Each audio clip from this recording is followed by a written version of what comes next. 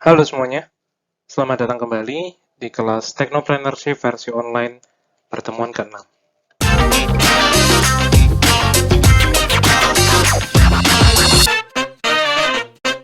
Jadi teman-teman, pada pertemuan ke-6 kali ini kita akan membahas terkait yang namanya rencana bisnis atau yang biasa disebut juga dengan kata-kata business plan. Dan teman-teman nanti mohon diperhatikan baik-baik karena materi kali ini nanti akan berhubungan sampai nanti ke depannya. Karena ini adalah yang akan kalian rancang teman-teman selama 1 semester ini. Jadi mohon perhatiannya dari awal, pertengahan, sampai pada akhirnya. Kemudian juga teman-teman kalau nanti ada pertanyaan, teman-teman langsung bisa menghubungi saya via media sosial atau dari grup, silakan, tidak ada masalah.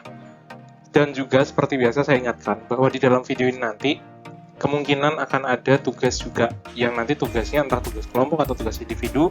Semua instruksi ada dalam video ini. Teman-teman tinggal standby aja, tinggal nonton dari awal sampai akhir ya teman-teman.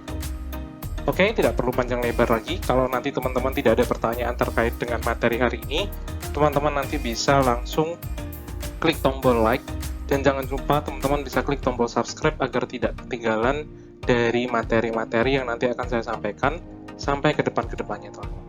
Gitu saja, terima kasih. Langsung saja kita mulai pada pembahasan kita yang pertama. Check this out. Langsung saja kita masuk pada pembahasan kita yang pertama, yaitu adalah apa yang dimaksud dengan business plan. Jadi di samping ini adalah gambaran dari business plan teman-teman, dari executive summary sampai dengan timeline itu adalah gambaran dari business plan kalau penggambarannya full. Tapi sebenarnya sebelum masuk ke dalam penjelasan-penjelasan itu, teman-teman tahu nggak sih apa itu business plan? Jadi business plan itu adalah sebuah rencana dari suatu bisnis untuk masa yang akan datang, teman-teman. Jadi bisa dibilang dia itu adalah planning untuk nanti bisnis ke depan atau mendatang, teman-teman. Lalu business plan itu juga merupakan cara yang efektif untuk menuangkan ide bisnis dan mengkomunikasikannya kepada siapa? Seperti investor, kemudian stakeholder. Jadi biar mereka paham dengan apa yang kita kerjakan, apa yang nanti kita berikan, jasa atau produk dan sebagainya. Dan business plan itu juga merupakan salah satu alat yang bisa digunakan untuk menganalisis sebuah bisnis. Karena di dalamnya itu terdapat apa? Terdapat seperti ringkasannya, kemudian nanti produknya apa, keuangan perhitungannya bagaimana, dan tingkat-tingkat seterusnya teman-teman. Jadi agar lebih mempermudah teman-teman nanti dalam mengkomunikasikannya kepada investor, stakeholder, kayak gitu. Itu adalah pembahasan kita yang pertama terkait dengan business plan. Next pembahasan. Masuk pada pembahasan kita yang selanjutnya, yaitu adalah terkait dengan untuk apa membuat business plan sih? Jadi teman-teman, bisa dibayangin nggak? Teman-teman itu pasti ada pertanyaan, Pak, ini membuat business plan tuh buat apa sih sebenarnya? Apakah cuma untuk tugas-tugas saja, atau hanya untuk formalitas, atau bagaimana? Enggak teman-teman, jadi itu ada 3 poin. Yang pertama, itu kalau kalian ingin memulai sebuah bisnis yang baru, kalian perlu membuat business plan. Agar apa? Untuk penjelasannya nanti, untuk pendeskripsiannya kepada orang-orang yang mau berinvestasi ke kita, atau stakeholder-stakeholder, itu mereka tahu kita tuh bisnisnya tuh ke arah mana. Lalu jika kita ingin mengembangkan usaha yang sudah ada, jadi kayak research and development teman-teman, jadi kita mau tahap pengembangan secara besar, kita harus membuat si business plan ini. Agar apa? Penggambarannya tahu mau dikembangkan kemana, arahnya kemana, butuh modal berapa, produknya nanti apa, dan lain-lain. Lalu jika kita itu ingin mengajukan permohonan pembiayaan atau kredit, jadi kayak tadi yang seperti sudah saya bilang, kalian pengen berhubungan dengan investor agar investor tuh tahu kalian mau mengembangkannya ke arah mana, kemudian nanti produk yang mau dikembangkan atau jasa yang dikembangkan tuh arahnya kemana, kalian tahu. Jadi dari proposal atau si rencana bisnis atau business plan ini teman-teman itu mereka langsung tahu, oh ternyata tuh dia mau membuat bisnis ini dikembanginnya ke arah A, B, dan sebagainya kayak gitu teman-teman. Jadi nanti orang-orang itu lebih yakin, lebih percaya dengan apa yang kalian buat dibandingkan hanya omongan saja, gitu. Itu terkait dengan apa membuat business plan. Setelah di pembahasan sebelumnya kita tadi diberitahu dulu, untuk apa sih membuat sebuah business plan tuh? Jadi pada pembahasan yang kali ini tuh, kalau kalian sudah tahu tujuannya membuat business plan, kali ini kalian diperhadapkan dengan apa saja sih tahapan dari penyusunan business plan itu. Jadi ada 5 poin teman-teman. Jadi yang pertama adalah melakukan analisis situasi perusahaan atau usaha. Jadi kalian menganalisis dulu perusahaan kalian atau usahanya kalian ini situasinya gimana, masih aman, masih bisa dikembangkan atau tidak. Kemudian yang kedua adalah persiapan. yang meliputi informasi dan data yang dibutuhkan, serta daftar pertanyaan dan sumber informasi. Jadi kayak kalian tuh mau mengembangkan bisnisnya kalian mau membuat sebuah bisnis, itu kalian ada risetnya dulu nggak? Ada preparationnya dulu nggak? Kayak yang kemarin, waktu kalian presentasi itu saya tanya, ada latar belakang nggak kalian membangun sebuah usaha ini? Atau ada permasalahan yang perlu dijawab nggak dari bisnisnya kalian? Ternyata ada, ya dari situ teman-teman itu yang dimaksud tahapan persiapan. Lalu masuk pada pengumpulan data dan informasi. Ini gunanya untuk apa? Untuk riset pasar, riset pangsa pasar. Jadi teman-teman tahu nanti, ternyata memang pangsa pasar atau target pasar yang kita tuju, itu memang butuh gitu loh, dengan produk atau jasa yang akan kita buat. Jadi nanti agar lebih ke depannya lagi lebih mudah, kalau mengembangkannya ke tahapan yang lebih baik gitu. Yang selanjutnya adalah analisis dan evaluasi data atau informasi. Jadi bisa dibilang, setelah kalian mendapatkan data-data, mengumpulkan data-datanya, kalian menganalisis dan juga mengkoreksi dulu apakah data dan informasi yang sudah kalian cari ini valid dan bisa dipertanggungjawabkan untuk membuat bisnis atau menjadi dasaran bisnis yang akan kalian kembangkan atau kalian buat dari awal lagi, kayak gitu. Lalu jangan lupa juga yang terakhir adalah kalian menulis dan menyusun sebuah business plan. Jadi setelah kalian melakukan analisis situasi, mempersiapkan informasi dan data yang dibutuhkan, apa saja yang dibutuhkan nanti di lapangan, kemudian kalian mempersiapkan data-data dan informasinya, kalian mengumpulkan data-datanya, lalu kalian menganalisis datanya layak atau enggak. Setelah kalian yakin layak, kalian menulis dan menyusun si business plan. Itu adalah tahapan-tahapan dari penyusunan business plan. Oke, masuk pada tugas yang pertama teman-teman. Jadi tugas individu yang pertama adalah, teman-teman menurut kalian, itu dari tahapan ini, bagian mana yang paling susah, atau bagian mana yang menurut kalian itu paling bisa dibilang, ya, sulit lah gitu loh teman-teman. Kalian jelaskan mengapa kalian memilih tahapan itu, dan jelaskan alasannya. Menurut kalian ya, jangan menurut kelompok. Ini tugas individu teman-teman. Lanjut ke pembahasan selanjutnya. Setelah tadi kita dijelaskan terkait dengan untuk apa membuat business plan, kemudian juga tahapan-tahapan membuat business plan itu bagaimana, teman-teman juga di sini dijelaskan. Kira-kira itu seperti apa sih business plan yang baik? Pasti kalian juga muncul pertanyaan. Kita buat business plan itu buat apa? Sudah terjawab di awal. Kemudian tahapan buat business plan yang baik itu kayak gimana teman-teman? Sudah terjawab juga. Lalu, seperti apa sih business plan yang baik itu? Pasti kalian juga ada pertanyaan seperti itu. Jadi ada 5 poin terkait dengan business plan yang baik, yaitu yang pertama adalah urutan dan isinya itu harus logis. Jadi kayak runtut gitu, bukan ngejlong maksudnya dari misal latar belakang terus tiba-tiba masuk keuangan, tiba-tiba masuk bagian operasional lagi, kemudian nanti dilempar lagi ke bagian produksi dan sebagainya. Tidak urut sama sekali, harus urut, ada urutannya teman-teman. Kemudian juga mudah dibaca dan dipahami. Jadi kalian itu nanti ketika dibaca orang tuh nggak yang ribet sendiri, tapi sekali orang baca atau 2 kali itu orang-orang tuh paham dan jadi yang dimaksudkan tuh seperti ini, bukan yang salah-salan. Lalu juga realistis untuk bisa dicapai. Jangan sampai pencapaian kalian tuh aneh-aneh seperti produk kami ingin mencapai pada pencapaian jadi sosial media terbaik atau dan sebagainya. Padahal kalian masih skalanya masih startup gitu teman-teman. Skala startup kalian pengen mencapai yang titik tertinggi. Oke, itu secara bertahap, tapi tidak bisa langsung kalian mencapai tulisannya pencapaiannya adalah achievement-nya kalian langsung dalam waktu 3 bulan, gini. Itu aneh teman-teman, kalian startup masih baru tiba-tiba 3 bulan pengen mencapai titik tertinggi itu susah teman-teman, karena harus step by step. Nanti pasti ada bug and error, trial, dan sebagainya yang harus kalian capai dulu per tahapnya. Itu yang dimaksud dengan realistis untuk bisa dicapai. Lalu masuk pada yang namanya mempunyai perspektif ke depan 1-3 tahun. Ini seperti yang kemarin saya bilangkan juga, teman-teman harus punya gambaran ke depan. Kira-kira 1-3 tahun lagi, bisnisnya kalian tuh masih bisa dicapai dengan baik nggak sih? Atau kira-kira nanti akan redup? Kalian harus tahu. Kemudian yang terakhir adalah singkat dan jelas sesuai dengan keperluan. Jadi tidak bertele-tele masing-masing penjelasannya, yang mana sekali orang lihat, sekali orang baca itu mudah dipahami dan mudah dibaca, dan realistis, itu pasti akan menjadi bisnis plan yang baik. Itu teman-teman. Jadi seperti apa sih bisnis plan yang baik? Di dalam 5 poin ini sudah terjawab.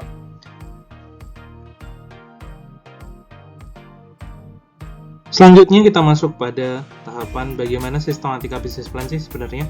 Jadi sistematika atau urutan dari bisnis plan itu apa saja? Tadi kan ada harus urut dan logis kayak gitu teman-teman. Nah itu urutannya kayak apa sih? Jadi yang pertama itu ada yang namanya nanti executive summary, jadi kayak ringkasan. Nanti penjelasannya pada pembahasan-pembahasan seterusnya. Kemudian ada juga yang namanya perusahaan, yang mungkin nanti berisi dengan latar belakang dan sebagainya. Lalu ada juga yang namanya produk, jadi mulai dari ringkasannya seperti apa, kemudian perusahaan kalian seperti apa, masuk dengan produk atau jasa yang mau kalian jual. Lalu masuk pada analisis pasar, kemudian masuk pada pemasarannya bagaimana, kemudian operasionalnya atau operasinya bagaimana, dan juga nanti masuk pada organisasi dan manajemen atau pengaturannya bagaimana teman-teman. Dan tidak lupa bagian paling terpenting adalah keuangan. Gitu. Itu adalah sistematika dari business plan. Pembahasan kita yang pertama adalah pada executive summary, teman-teman. Jadi executive summary itu dia merupakan ringkasan dari paparan aspek-aspek yang dideskripsikan atau diuraikan dalam business plan. Bisa dibilang kalau sebuah skripsi atau jurnal dia adalah abstraknya. Nah, teman-teman, executive summary itu berisi atau menampilkan pokok-pokoknya saja, teman-teman. Yang mana pokok-pokoknya ini adalah untuk menarik perhatian pembaca, teman-teman. Jadi agar pembaca itu tertarik dengan bisnis plan-nya kalian, dan sekali baca dari executive summary ini, pembaca itu langsung paham tentang isi dari bisnis plan-nya kalian. Itu adalah maksud dari si executive summary, dan biasanya dia itu maksimalnya itu 2 halaman dan disusun paling akhir. Karena apa? Seperti yang abstrak juga. Abstrak itu kalau dalam sebuah jurnal atau dalam sebuah skripsi, itu dia disusun paling terakhir, teman-teman. Jadi, tujuannya apa? Karena dia itu ringkasan. Jadi, kalau dibikin di awal, berarti kita kayak sudah terpancang, atau bisa dibilang kayak kita tuh sudah terpatok harus ngikutin dengan abstrak. Tapi kalau abstrak itu nanti mengikuti dari apa yang sudah kita buat semuanya, itu biasanya nanti lebih mudah. Makanya dia itu berisinya maksimal 2 halaman, dan dia itu disusun paling terakhir, teman-teman. Begitu. Itu si executive summary. Dan isinya apa saja sih? Jadi executive summary itu berisikan pokok-pokok dari yang pertama, tujuan bisnis plan kalian apa, lalu visi dan misi perusahaan, kemudian deskripsi produk dan keunggulannya, tidak lupa juga sasaran pemasaran, kemudian strategi pemasaran, dan strategi perusahaan kalian apa. Kemudian kebutuhan investasi dan biaya pra-operasional, dan yang terakhir adalah risam keuangan yang berisi sales, profit, cash flow, NPV, IRR, dan ROI. Itu adalah isi dari executive summary yang secara ringkas. Jadi nanti meringkas dari 8 poin yang ada di sini, teman-teman. Lalu masuk pada bagian urutan yang kedua, yaitu perusahaan, teman-teman. Jadi perusahaan ini tuh berisi apa sih? Dia itu berisi tentang pernyataan secara eksplisit apa visi dan misi perusahaan. Tidak lupa juga dia menjelaskan apa yang menjadi latar belakang berdirinya dari usaha dan tujuan yang ingin kalian capai. Dan dia ini juga menguraikan secara ringkas kegiatan perusahaan, produk yang kalian tawarkan atau jasa yang kalian tawarkan, siapa konsumennya, dan bagaimana nanti pemasarannya. Itu adalah di bagian perusahaan. Lalu, isinya itu apa saja? Jadi yang pertama adalah visi dan misi perusahaan, latar belakang berdiri dan tujuan usaha, serta yang terakhir adalah kegiatan perusahaan secara umum, baik dari produksi, pelanggan, strategi, pemasaran, dan produk. Urutan kita yang selanjutnya adalah terkait dengan yang produk. Jadi setelah tadi yang pertama executive summary, kemudian perusahaan, selanjutnya kita masuk pada si produk. Produk itu apa sih? Jadi produk itu, dia itu menjelaskan tentang jenis produk yang akan ditawarkan atau jasa yang kalian nanti akan tawarkan ke pasar tuh bagaimana. Kemudian definisikan agar pembaca itu mudah memahami. Bisa juga kalian menyebutkan fitur, keistimewaan, dan manfaat atau keuntungan bagi konsumen dari produk atau jasanya kalian. Kemudian tidak lupa, tampilkan dalam bentuk tabel agar menarik dan mudah dipahami. Dalam bentuk gambar lah teman-teman. Jadi ketika nanti menjelaskan jasa atau produknya kalian itu dari gambarnya ini, itu sudah paham. Oh, jadi yang akan didapatkan tuh nanti A, B, C, sebagainya. Kayak kalian kalau melihat iklan-iklan, biasanya kan ada kayak yang paling ditonjolkan tuh apa? Kalian menggunakan aplikasi ini, nanti akan mendapatkan promo. Kalian menggunakan aplikasi ini akan mendapatkan keuntungan A, B, C, kayak gitu teman-teman. Jadi kayak pemasarannya lah udah mulai di bagian ini. Kemudian produk itu berisi apa saja?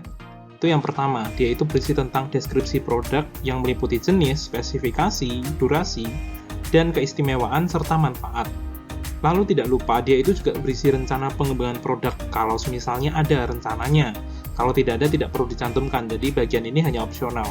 Yang mana rencana pengembangan produk ini nanti sesuai dengan visi dan misi dari perusahaan kalian. Jadi pembahasan kita yang selanjutnya ini adalah terkait dengan tabel produk, atau bisa dibilang kayak gambaran dari produknya tadi itu disuruh bikin dalam bentuk tabel, nanti kayak gimana sih contohnya. Nah, contohnya seperti di samping ini teman-teman. Jadi ada kayak jenis produknya nanti apa, ada berbagai macam, kemudian spesifikasinya bagaimana, istimewanya dia itu apa, dan manfaat yang diperolehnya apa. Itu misal kalian nanti mau buat dalam bentuk tabel atau dalam bentuk gambar ya teman-teman. Itu bebas, inisiatifnya masing-masing.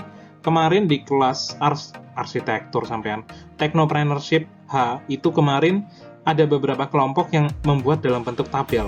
Kalau percaya nggak percaya, dan sadar nggak sadar, itu ada kemarin. Contoh paling yang saya ingat-ingat adalah kelompok paling terakhir, OCV itu kemarin, atau OBV, saya lupa itu OCV atau OBV itu, dari kelompoknya Sekar. Itu dia bikin gambaran dari paket-paketnya, kemudian spesifikasi masing-masing paket itu apa, hal yang diperoleh nanti apa manfaatnya dan keuntungannya bagaimana, itu semua ada di kemarin di kelompok salah satunya kelompoknya Sekar. Kalau kelompok-kelompok lain, mungkin di bagian tabel produk ini juga sadar nggak sadar, kalian memasukkan ke dalam yang si fitur premium teman-teman. Nah itu, jadi itulah yang nanti penggambaran dari si tabel produk atau penggambaran dari produknya kalian itu bagaimana, spesifikasi, keuntungan, manfaatnya itu bagaimana, itu yang kemarin kalian sempat jelaskan waktu presentasi. Jadi kalau kalian pakai aplikasinya ini dan sebagainya, fiturnya ini, nanti kalian dapat hal-hal A, B, C, dan sebagainya itu teman-teman. Itu terkait dengan gambaran si tabel produk atau gambaran dari produknya kalau dijelaskan secara spesifik teman-teman. Lalu urutannya selanjutnya kita membahas terkait dengan analisis pasar. Jadi dalam bagian analisis pasar ini teman-teman, dia itu berisi tentang apa saja. Yang pertama itu adalah dia menguraikan kekuatan dan kelemahan perusahaan. Lalu dia juga menguraikan kondisi persaingan secara umum. Siapa pesaing utamanya, kompetitornya itu siapa, dan bagaimana dengan peluang produknya dari kalian. Itu kemarin yang ada di bagian analisis pasar. Tidak lupa juga, dia itu juga menguraikan kondisi dari calon pelanggan atau konsumennya kalian dengan data kuantitatif. Kalau diperlukan, ini saya tidak utamakan atau tidak prioritaskan karena teman-teman tidak semuanya meneliti sampai di titik ini. Tapi memang ini sebenarnya perlu, karena apa? Agar teman-teman tuh tahu di pangsa pasarnya kalian, target pasarnya kalian, pemasarannya kalian nanti, kalian tuh tahu bahwa oh oke, ternyata produknya kita tuh bisa dipakai atau memang dibutuhkan. Kemarin mungkin 1-2 kelompok sudah bikin, tapi tidak dalam bentuk yang detail, hanya secara garis besar, investor berapa dan sebagainya. Tapi itu kemarin saya masih dibilang target pendapatan lah, tapi kalian belum jelas juga targetnya dari pasarnya kalian seperti apa nanti, bener-bener detailnya kayak gimana kalian belum. Tapi gak apa-apa, saya sudah apresiasi atas kerjanya kalian sampai di titik itu. Dan biasanya teman-teman, analisis pasar ini kalau lebih gampangnya itu dibuat ke dalam bentuk tabel analisis SWOT gitu. Isinya apa saja sih kalau analisis pasar ini? Yang pertama, dia itu berisi analisis perusahaan. Jadi perusahaannya kalian itu punya kekuatan, kelemahan di mana. Lalu juga kalian menganalisis dari persaingan yang ada. Kemudian tidak lupa kalian menganalisis pelanggan atau konsumennya kalian. Dan tidak lupa juga kalian menganalisis yang namanya lingkungan usaha. Kemudian yang terakhir, kalian bisa menganalisis dalam bentuk SWOT, yaitu nanti menganalisis apa? Kekuatan, kelemahan, peluang, dan ancaman. Bisa dibilang sebenarnya masing-masing poin ini terjawab di dalam analisis SWOT. Tapi kalian dari kemarin, mungkin ketika kalian membuat analisis pasar, strategi pemasaran, dan sebagainya, kalian sudah panik, sudah kayak kaget, dan sebagainya, tapi sebenarnya tanpa sadar kalian sudah melakukan analisis SWOT. Cuman, saya memang tidak menyuruh kalian atau tidak meminta kalian untuk membuat ke dalam bentuk tabel SWOT. Tapi kalian kemarin dalam bentuk penjelasan itu juga sudah ada yang menjelaskan dengan baik, cuma mungkin 1-2 poin ada yang kayak kalian tuh analisisnya masih kurang detail, kurang benar, ada yang analisisnya masih setengah-setengah kayak gitu. Jadi saya anggapnya masih, ya oke lah, nggak apa-apa lah, 50% bisa dibilang bagus. Tapi nanti untuk tahapan terakhir teman-teman, mohon maaf, kalian harus benar-benar detail. Pembahasan kita yang selanjutnya, kita masuk pada yang namanya analisis SWOT teman-teman. Di analisis SWOT ini, itu saya tidak memberikan gambarannya secara detail sebagainya, karena ini hanya contoh. Jadi analisis SWOT atau tabel analisis SWOT itu kayak gimana sih? Kayak gini teman-teman. Jadi kalau kalian tahu, si tabel analisis SWOT ini seperti yang sempat saya bilang, itu SWOT berisi tentang strength weakness. Itu yang berasal dari internal perusahaan. Kemudian kalau dari eksternal itu berisi opportunity dan juga threat. Ini mungkin teman-teman sempat ketemu atau sempat ingat kalau mungkin di kelas arsitektur enterprise zaman dulu, kalian membuat arsitektur bisnis itu kalian bisa pakai apa saja, salah satunya si SWOT ini teman-teman. Nah sebenarnya teman-teman, di SWOT ini kalian akan nanti mengenal dengan strategi SO, WO, ST, dan TW. Nah itu strategi SO itu adalah strategi yang memanfaatkan seluruh kekuatan untuk merebut dan memanfaatkan peluang sebesar-besarnya. Inilah yang biasanya dibahasakan sebagai strategi agresif positif. Kemudian strategi WO, itu merupakan strategi yang ditetapkan berdasarkan pemanfaatan peluang yang ada dengan cara meminimalkan kelemahan yang ada. Jadi kelemahannya tidak terlalu dikelihatan, kita hanya mengambilkan atau memanfaatkan kesempatan-kesempatan peluang-peluang yang ada. Lalu kalau strategi ST itu apa sih? Dia itu strategi yang ditetapkan berdasarkan kekuatan yang dimiliki organisasi untuk mengatasi ancaman-ancaman dari luar. Kemudian yang terakhir adalah strategi TW. Strategi yang ditetapkan berdasarkan kegiatan yang bersifat defensif dan berusaha meminimalkan kelemahan yang ada serta menghindari ancaman. Biasanya teman-teman dari 4 strategi ini yang paling teman-teman harus jaga agar orang-orang tidak tahu itu adalah strategi yang namanya dia adalah strategi TW teman-teman. Jadi strategi TW ini teman-teman itu adalah strategi yang paling penting, jangan sampai orang-orang di luar sana itu tahu. Karena kalau sampai strategi TW ini tahu atau trade weakness-nya tahu, ini sama aja kayak kalian membuka bagaimana kalian strategi kalian itu menghadapi ancaman sama kelemahannya perusahaannya kalian. Ini bahaya banget, jadi hati-hati jangan sampai kalian kalau membuat strategi menggunakan SWOT ini kalian memberitahu atau ada orang yang tahu strategi tentang trade sama weakness-nya kalian. So, we back to the topic ya teman-teman ya. Balik lagi ke urutan dari pembuatan business plan, urutan yang selanjutnya adalah terkait dengan pemasaran. Jadi di dalam pemasaran ini, dia itu berisi apa saja sih teman-teman? Pemasaran ini diawali dari analisis SWOT. Jadi dari analisis SWOT tadi atau berdasarkan analisis SWOT tadi, kita itu menentukan sasaran pasarnya. Yang nanti hubungannya ini nanti adalah dengan segmenting, targeting, dan juga positioning. Di dalam pemasaran juga kalian harus menguraikan dengan rinci tentang diferensiasi, produk, place, price, and promotion. Tidak lupa juga kalian harus menjelaskan sasaran promosi, jenis aktivitas atau medianya apa, dan kapan promosi akan dilaksanakan. Buat jadwal promosinya teman-teman, jangan asal-asalan kalian nanti mengadakan promosi, karena promosi tanpa schedule atau tanpa rencana itu tidak akan berjalan dengan baik teman-teman. Gitu. Jadi jadwal ini bisa dibilang kayak rencana kalian mau promosi kapan, ada aturannya, ada timetable-nya atau ada waktu pengerjaannya teman-teman. Dan pemasaran itu berisi apa saja sih? Jadi yang pertama, dia itu berisi tentang sasaran pasar. Yang selanjutnya berisi tentang strategi pemasaran yang meliputi segmentingnya bagaimana, targeting, serta positioning. Tidak lupa juga program pemasaran, marketing mix. Tidak lupa juga program pemasaran, yaitu marketing mix yang mana isinya itu product, price, place, and promotion. Tidak lupa juga nanti kalian juga harus tahu yang namanya promosi, yaitu yang meliputi dari metode dan waktunya apa. Jadi ini adalah yang harus kalian pahami dari si pemasaran. Masuk pada pembahasan kita yang selanjutnya, yaitu adalah operasional. Operasional ini urutan yang lumayan penting juga teman-teman. Karena apa? Dia itu berisi tentang penguraian proses terjadinya produk dari input menjadi output. Atau bisa disebut juga bagaimana mekanisme kerja organisasi. Lalu, kalian harus juga menjelaskan di bagian operasional ini di mana lokasi usaha yang akan kalian jalankan, serta tampilkan layoutnya. Kalau perlu, kalau tidak, nggak apa-apa. Maksudnya, kalau tidak itu dalam artian gini, teman-teman masih belum punya kantor tetap, masih berpindah-pindah, itu kalian tidak menggambarkan nggak apa-apa. Tapi setidaknya ketika kalian pindah-pindah tuh kalian tahu, kalian tempatnya nanti di rumahnya siapa, atau di kontrakan mana, gitu kalian harus tahu tentu. Atau lokasinya paling gampang gini deh, di kota mana, udah itu aja. Jadi nanti teman-teman agar gampang ketika nanti mau menjalankan bisnis ini. Lalu fasilitas dan perlengkapan apa saja yang kalian miliki untuk menunjang kinerjanya kalian. Dan kalau perlu, kalian nanti membuat tabel atau flowchart-nya. Flowchart untuk apa? Kinerjanya kalian. Urutan-urutannya dari apa? Nanti ke siapa larinya kayak gitu. Jadi ada kayak penggambaran tupoksinya atau kerjanya bagaimana. Itu ada urutannya yang bisa dibaca dari tabel atau flowchart. Nah, teman-teman ini tidak lupa juga di bagian operasional, kalian juga mencantumkan juga dari operasional kerja dari aplikasinya atau bisnisnya kalian, teman-teman. Jadi kan aplikasi atau bisnisnya kalian kan membuat startup, membuat aplikasi. Nah, itu kalian bisa tampilkan juga proses dari kerjanya aplikasi atau kerja dari produk kalian itu bagaimana, sehingga nanti teman-teman ketika orang mau baca itu sudah ada alurnya, tidak perlu ribet harus tanya ini itu lagi gitu terkait dengan operasional. Dan operasional itu berisi apa saja sih teman-teman? Dia itu berisi yang pertama adalah proses operasi, alur proses atau transformasi produk, dan juga mekanisme kerja. Tidak lupa juga lokasi usaha dan juga fasilitas dan perlengkapan dari kerjanya kalian gitu. Urutan yang selanjutnya kita akan membahas terkait yang namanya organisasi dan manajemen. Jadi organisasi dan manajemen ini berisi apa saja? Yang pertama, itu dia menggambarkan struktur organisasi perusahaan. Apa saja bagian atau unit yang ada, uraikan tugas masing-masing bagian secara umum, teman-teman.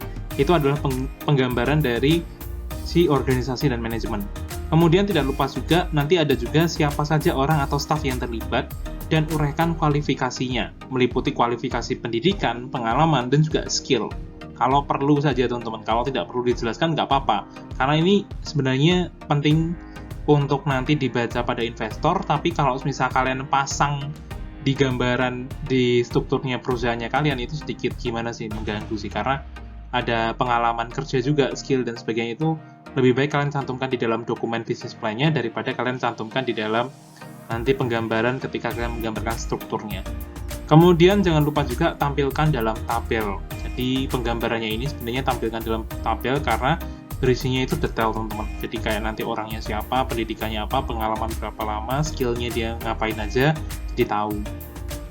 Lalu tidak lupa juga organisasi manajemen ini berisi tentang yang pertama, struktur organisasi, uraian tugas, dan juga personalia atau staffing yang berisi kualifikasi. Gitu. Itu adalah terkait dengan si organisasi dan manajemen. Lalu bagian terpenting yang akan kita bahas kali ini adalah keuangan. Jadi dalam keuangan itu, dia berisi apa saja?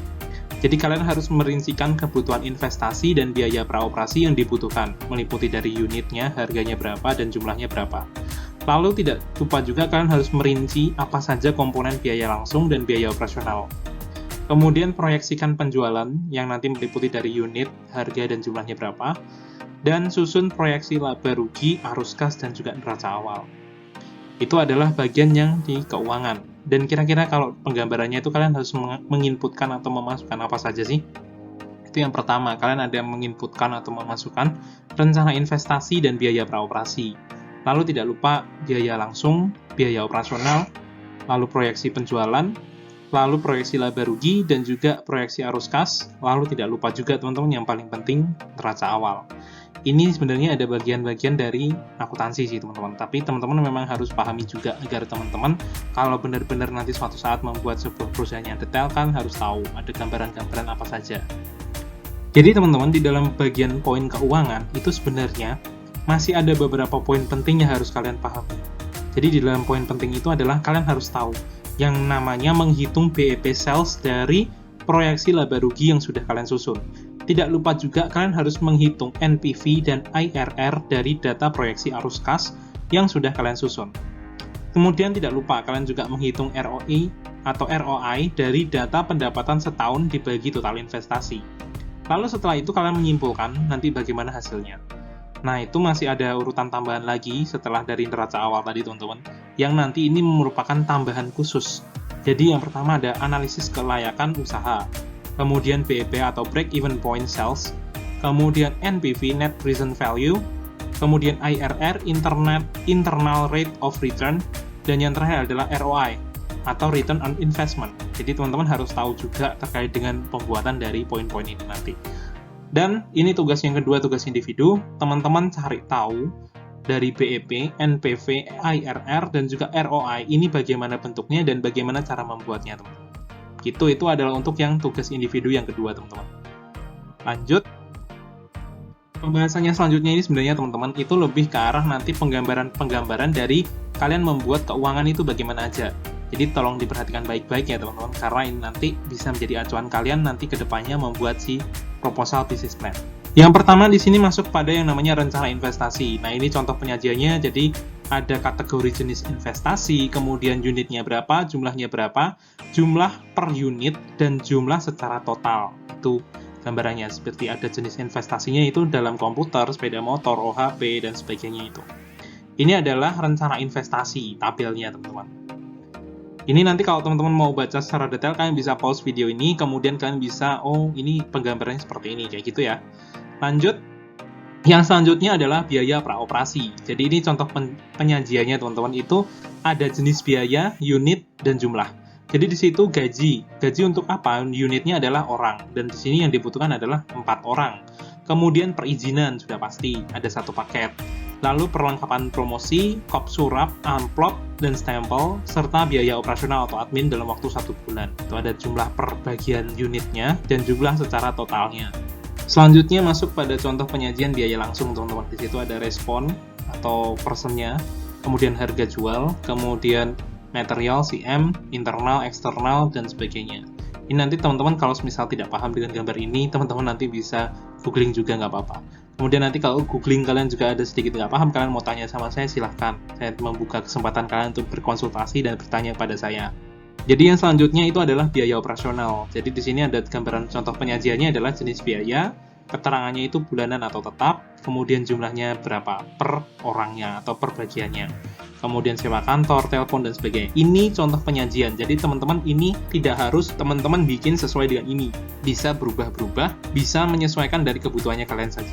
Yang selanjutnya adalah proyeksi penjualan. Jadi ini contoh penyajian untuk keuangan dari proyeksi penjualan. Jadi ada pelatihan, unitnya ada butuh berapa orang, penjualannya berapa, direct cost-nya berapa, pendampingan unit, penjualannya berapa, direct cost-nya berapa. Jadi nanti ada dari total per tahunnya, per bulan, sampai nanti berapa lama training atau pendampingan ini dibutuhkan.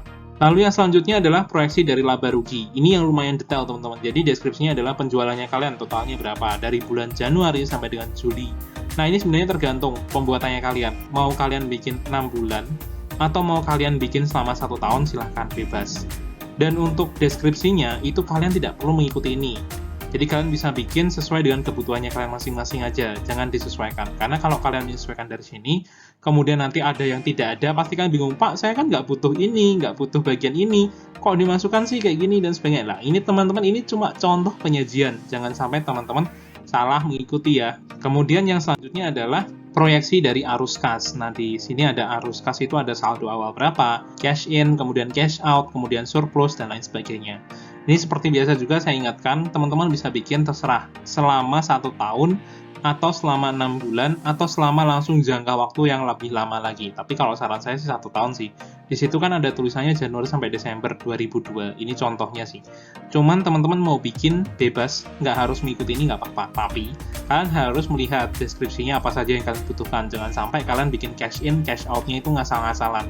Karena memang sebenarnya cash in, cash out ini agar kalian tahu sih pemasukan kalian sama pengeluarannya kalian itu berapa.